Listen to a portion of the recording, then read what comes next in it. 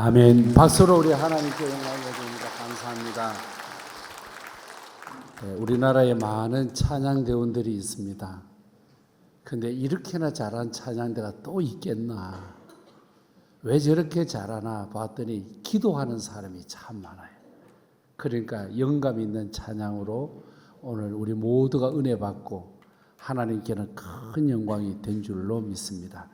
우리 챔버팀도 감사하고 찬양대원들도 감사한데 오늘 특별 게스트 우리 최지윤 일어서 보실래요? 지금 대학교 1학년인데 해금을 가지고 지난날부터 잘 봉사해. 우리 교회 해금 연주만 있으면 늘 봉사해. 중학교 3학년 때부터 해서 지금 대학교 1학년인데 여러분 젊어 보이잖아요. 대학교 1학년인데 저희 교회에서 계속 해금으로 봉사하는 우리 최지윤 양 여러분 잘 되고 우리 모든 찬양대원들에게 박수를 한번 보내주시면 감사했습니다. 고맙습니다. 제가 얼마 전입니다. 제 승용차에 약간의 느낌이 이상해서 자동차 정비센터 서비스 센터를 간 거예요. 그래 저 차를 받아가지고 기사님들이 딱 몰고 들어가서 기계를 뭐 이렇게 하니까 차가 위로 쑥쑥 승천하고 막 세상에 그 무거운 승용차 위로 올라가더라고요. 옆에서도 잘 보이고 밑에서도 잘 보이고 그 대기실 안에 있으니까 답답하고 해서 커피를 한 잔 뽑아서 이제 커피를 마신. 커피도 맛이 어떤 커피가 맛있느냐? 여러분이 말하는 그 커피 있잖아요. 삼위일체 커피. 삼위일체 아시죠? 설탕과 프린과 커피가 들어가서 이루는 우리가 말하는 막대 커피 있잖아요. 그걸 저는 유식하게 삼위일체 커피라고 그러고 앞에 영어 좀 아는 분들 앞에 가서는 트리니티 커피라고 그렇게 나 혼자 이름을 붙여봅니다. 나 혼자 이제 삼위일체 커피를 이렇게 들고 마시면서 제 승용차를 바라보니까 야, 참 신비하다. 왜? 자동차의 철판이요. 이렇게 저렇게 두꺼운 것도 아니고 얇아. 야, 내 이 손두께만도 못하는 그런 철판으로 만들어진 자동차에 내 몸 전체를 맡기고 우리 가족 전체를 맡기고 어떨 때는 우리 목사님들, 장로님들을 맡기고 운전을 한단 말입니다. 야, 참 간장도 크다. 얇은 철판에다가 맡길 수 있는 믿음도 대단하다. 그런 생각이 들었습니다. 그 승용차에다가 귀한 분들 모시고 온 세상을 다 다니는 거예요. 여기도 다니고 저기도 다니고 그리고 막 그 빠른 고속도로 얼마나 빠른 고속도로예요. 거기에 어떨 때 보면 110km로 달리는 거예요. 우리 교회 어떤 장로님은 140km도 달리다가 스티커 먹고 그랬는데요. 저는 그래도 110km만 달렸어요. 여러분 너무나 당연한 거지만 세상에 그렇게 얇은 쇠붙이 조각에다가 몸 하나 얹어놓고 뭘 믿고 그렇게 쌩쌩쌩쌩 달리는지 생각해보니 인간의 힘은 약하구나. 하나님이 돌보시지 않으면 안 되겠구나. 시편 말씀이 기억나는 거예요. 여호와께서 자동차를 지켜주지 않으면 운전자의 깨어있음이 무슨 소용이 있으리요. 이런 생각이 드는 거예요. 하나님께서 지켜주셔야 되고 하나님이 보호해 주셔야 되는 그런 삶을 우리들이 살아가는 거예요. 조선소에 가봤습니다. 현대조선 울산에 있는 그 조선소에 가봤습니다. 도크라고 하는 곳이 있더라고요. 물을 다 빼고 안에다가 큰 선박을 넣어놓고 수리도 하고 우리가 다 볼 수 있는 모습. 그것도 보니까 그렇게 넓고 넓은 항해 그 바다 위를 항해하는 배의 쇠붙이도 보니까 그렇게 두껍지도 않아. 그런데 그 배가 온 대서양 태평양 아덴만을 향하여 다니잖아요. 보면은 인간의 힘은 기술은 대단하지만 그래도 물 위에 떠 돌아다니는 배도 하나님의 은혜로 다 배에 그 뜰 수 있는 기술도 있지만 물 속에 부력이라고 하는 거 있잖아요. 부력이 보이지 않지만 있는 거예요. 이거를 우리는 은혜로 보면은 선제적 은혜라고 말합니다. 하나님께서 우리를 은혜로 다하여 선제적 은혜로 인하여 우리를 이끌어 가시는 거예요. 때로는 어렵고 힘들고 내 생각에는 한계가 있고 내 생각에는 얇은 것 같고 내 생각에는 안 될 것 같지만은 하나님의 도우심이 함께하면은 하나님은 우리를 잘되게 하시고 우리를 크게 잘되게 하시고 우리를 높여주시고 보호해 주실 줄로 믿습니다. 저나 여러분, 하나님의 도움 없이는 살아갈 수 없는 연약한 우리들입니다. 이런 우리들이 오늘 또 주시는 말씀 안에서 은혜를 받되 하나님이 이 풍랑 중에서도 유라굴로라고 하는 태풍 중에서도 보호하여 주셨던 하나님, 그때 역사하셨던 하나님, 오늘 나와도 함께하여 주시옵소서. 바울을 지켜주신 하나님, 내 인생의 삶도 지켜주시옵소서. 이런 고백이 있기를 주님 이름으로 축복합니다. 오늘 주신 말씀을 보면은 바울이 복음을 증거하다가 붙들려 버렸습니다. 그래서 예루살렘에서 예수 증거하다가 붙들려서 가이사랴에 가서 감옥살이를 하는데 2년 동안 감옥을 사는 거예요. 2년 동안 감옥 생활하다가 이제 재판 선고를 해야 되는데 이 바울을 이곳에서 가이사랴에서 선고할 수가 없습니다. 왜냐? 로마 시민권자입니다. 로마 시민권자는 다른 나라에서 재판을 받을 수가 없습니다. 꼭 로마라고 하는 본국에 호송되어 가지고 황제의 뜰 앞에서 재판을 받아야 하는 거예요. 2년 동안 감옥에 갇혀 있던 그가 이제 배에 올라타서 이제 죄수의 몸으로 로마를 향하여 가는 거예요. 그 가는 여정을 보면은 여러분 보시는 그 지도처럼 지금 어디냐, 여기 옆에 동그라미 쳐놨는 데 가이사랴인데요. 그 오른쪽이 예루살렘입니다. 거기서 배가 항해 출항을 해가지고 가는데 빨간 선이 지금 여러분 안내하는데 저렇게 해가지고 가는 거예요. 자, 이렇게 항해해서 중간 쭉 가다가 사도 바울이 제안을 하는 겁니다. 거기에는 보면은 선장도 있고 거기에는 화주라 그러죠. 물건의 주인들도 있고 선객들도 있고 이런 사람 저런 사람인데 바울은 죄수의 몸으로 끌려가는 거예요. 지금 겨울을 눈앞에 두고 있습니다. 여기서 항해를 더 하면 큰일 날 것 같은 거예요.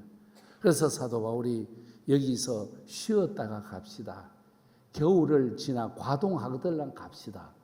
하지만은 누가 죄수의 이야기를 비중 있게 들어주겠습니까? 끝내 그들은 항해를 하는 거예요. 항해를 하다가 유라굴로라는 큰 광풍을 만나서 온갖 고생을 하는 거예요. 죽을 고생을 14일간 하다가 생명만은 건지게 되어집니다.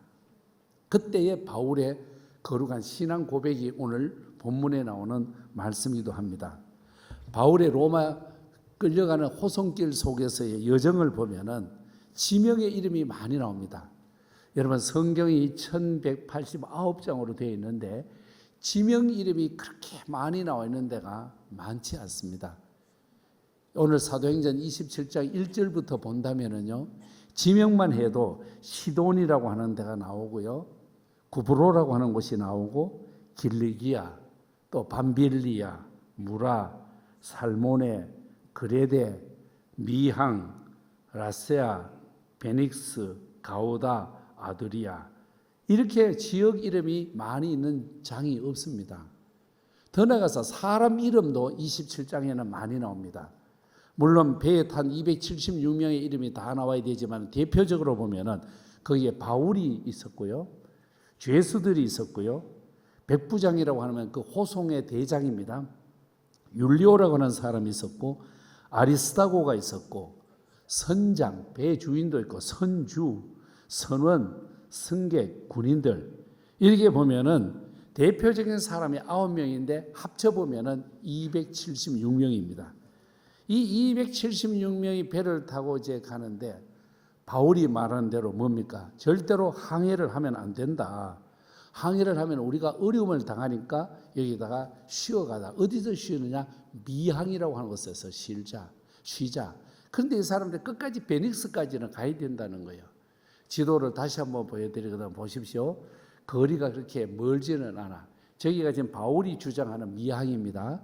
바울은 더 가면 안 됩니다. 하나님의 음성을 제가 듣고 하나님의 뜻에 의해서 부탁하는 게 안 됩니다. 그런데 선장과 선주는 어때요? 빨리 가야 물건을 한 번 더 날르고 돈을 받을 수 있고, 그러니까 안 됩니다 해서 베닉스라고 하는 곳으로 가자 하는 거예요. 그러면 여기에 있는 선장과 선원들이 왜 가자고 하느냐? 여러분, 이유가 간단합니다. 미항은 재미가 없어. 놀이기구도 없고, 요즘 말 하면은 놀만한 곳이 없어요. 싱겁고 건조한 곳이요.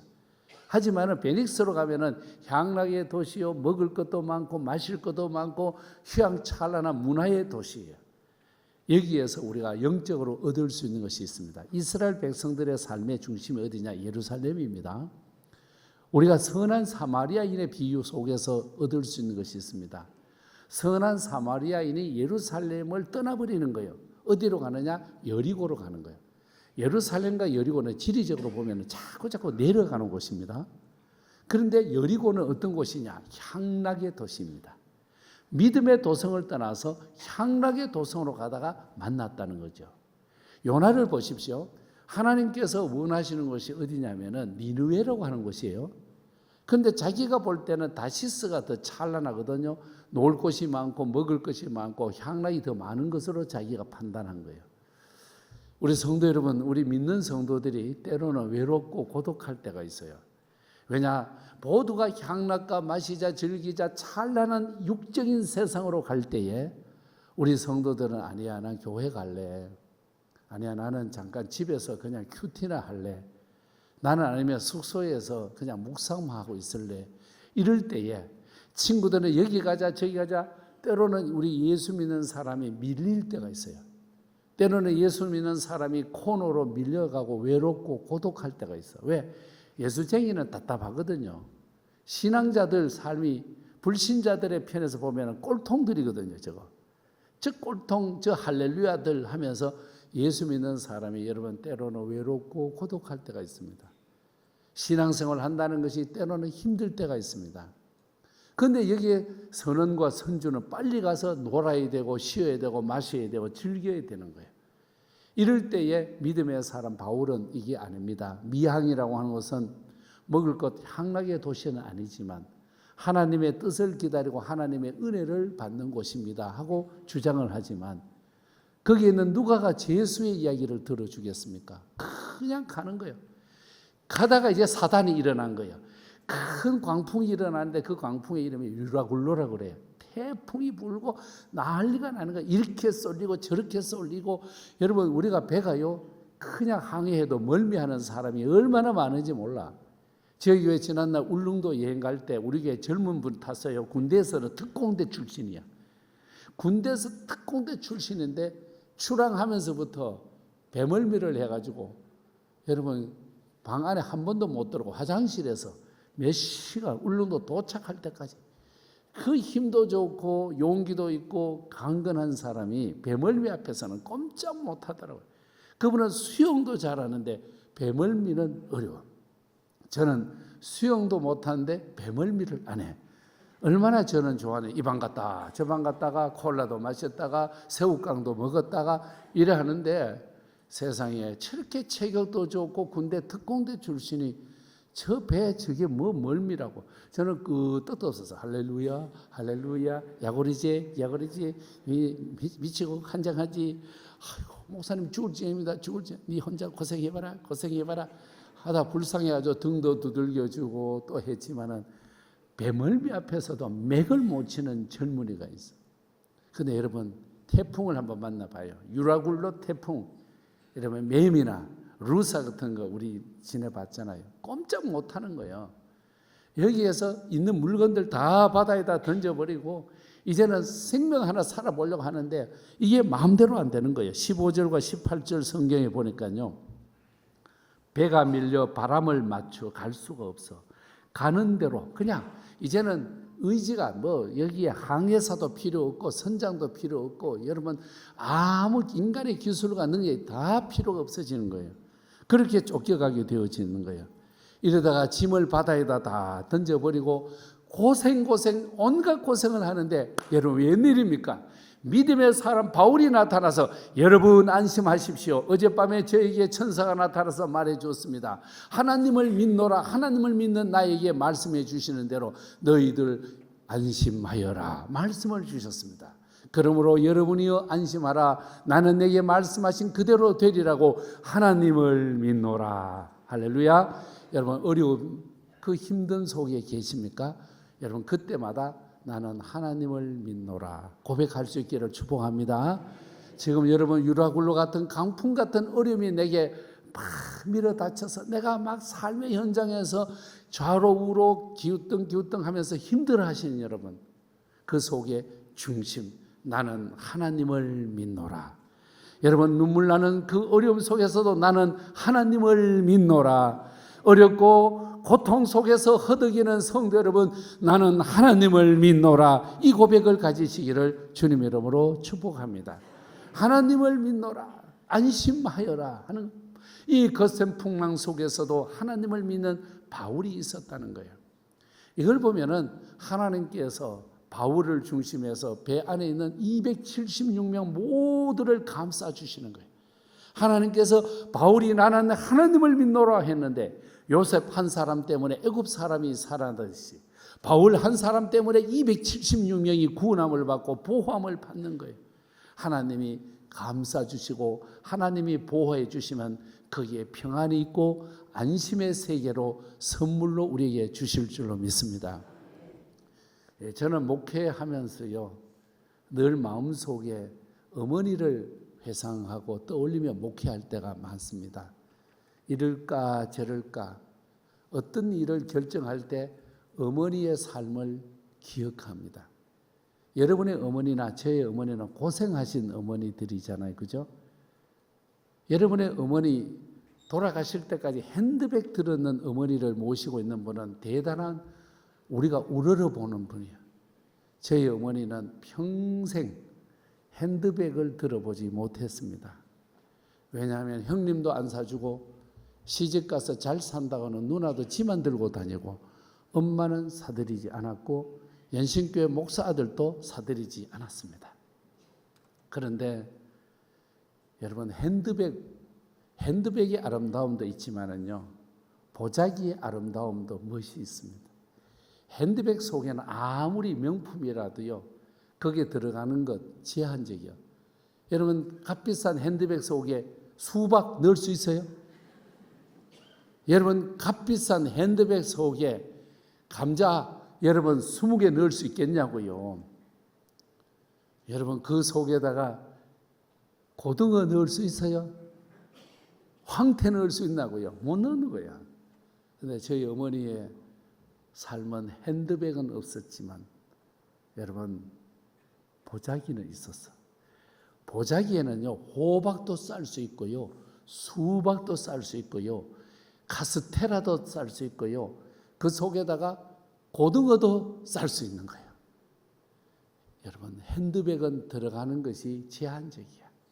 넣을 수 있는 게 몇 가지 되지도 않아. 또 핸드백에다가 수박 넣으려고 하는 사람도 없고요. 핸드백 안에다가 참외를 넣을 사람도 없습니다.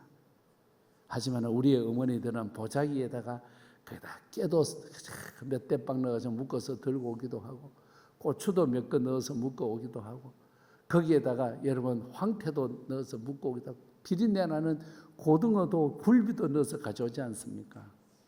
야, 목회라고 하는 것이 이것이구나.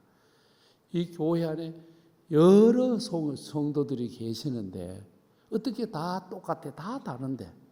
그래서 목회는 핸드백이 아니라 보자기니라. 이 저의 철학이에요. 이순창 목사의 목회 철학은 핸드백이 아닌 보자기입니다. 경상도 말로는 보자기를 바부제라 그래요. 이 바부제. 이게 최고 좋은 모든 것을 안을 수 있는 거예요. 모든 것을 감쌀 수 있는 거예요. 이 보자기 안에는 모든 것을 돼. 때로는 여러분 흐르는 눈물도 보자기를 가지고 닦을 수 있어요. 여러분 핸드백 비싼 가지고 눈물 닦아냅니까? 핏물도 닦을 수 없고 눈물도 닦을 수가 없는 거예요.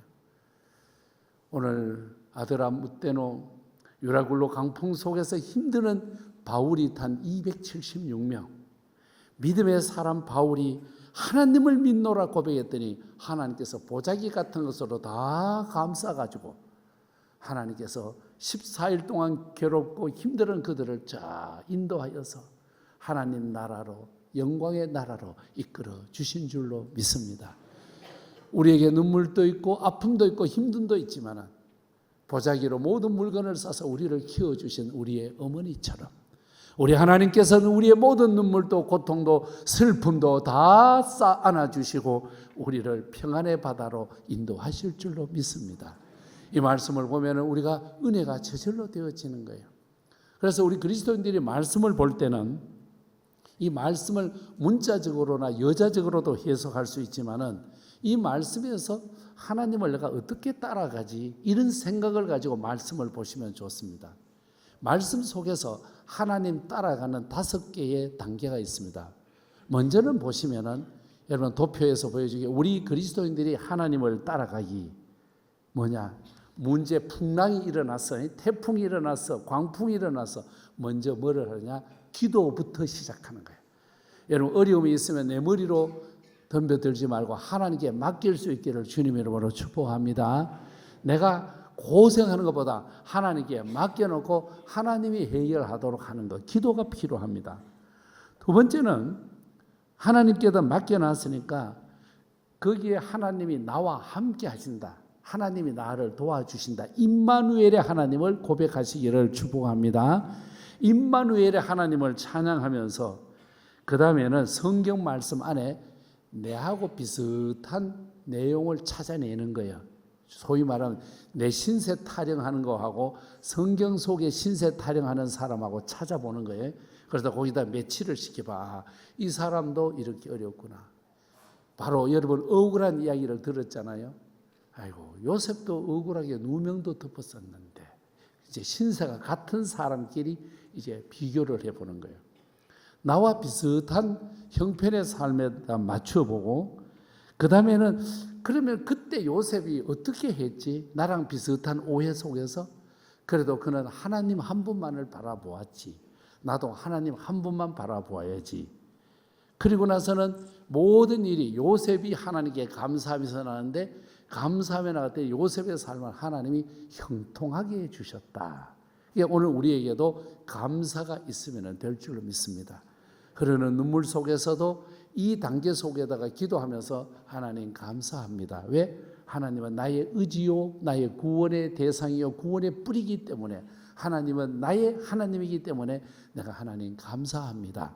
이러면은 여러분이 당한 문제를 하나님께서 유라굴로 강풍을 멈추게 하듯이 우리의 모든 어려운 문제를 멈추게 하고 해결해 주실 줄로 믿습니다.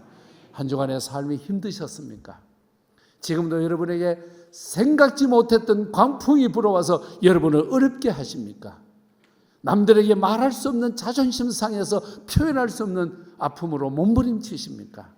이런 광풍 저런 광풍이 있다 할지라도 하나님 내가 하나님을 믿습니다. 하나님을 믿습니다 하면은 하나님께서 이 풍랑을 다 잠재워 주시고 물론 재산의 피해와 어려움은 있었지만 하나님 다 276명의 생명을 보호해 주신 하나님 우리의 모든 삶을 지켜주시고 보호해 주실 줄로 믿습니다. 내 삶의 모든 안심의 세계로 이끌어 가시는 하나님을 찬양하며 우리의 삶이 주 안에서 승리하시기를 주님 이름으로 축원합니다. 하나님 아버지 감사합니다. 유라굴로 큰 거센 풍랑이 있었습니다. 그러나 믿음의 사람 바울이 있었습니다. 바울은 하나님을 믿노라 신앙 고백이 있었습니다.